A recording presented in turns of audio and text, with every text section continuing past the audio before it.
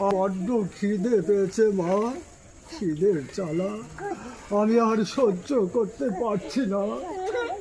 আর একটু সহ্য কর বাবা। আর তোর বাবা অনেক বড় লোকের বাড়িতে কাজে গিয়েছে, সেখানে কত রকমের ভালো ভালো খাবার রান্না হবে। তোর বাবা তোর সঙ্গে নিশ্চয় নিয়ে আসবে রে। তাহলে এখনো বাবা আসছে না কেন মা?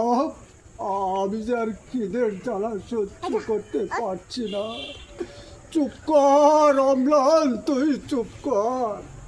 কেন কেন চুপ করবো মা, বলতে পারো?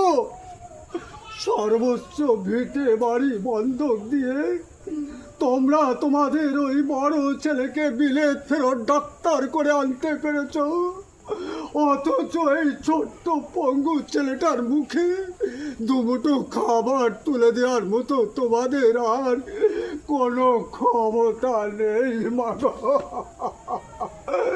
তোমাদের আর কোনো ক্ষমতা নেই।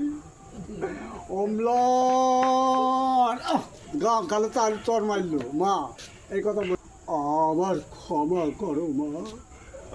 খিদের জ্বালায় আমার মাথায় ঠিক ছিল না, তাই হয়তো খারাপ কিছু বলে ফেলেছি। এসব তো আমার ভাগ্যের দোষ মাগো, এসব আমার কপালের দোষ। দাদা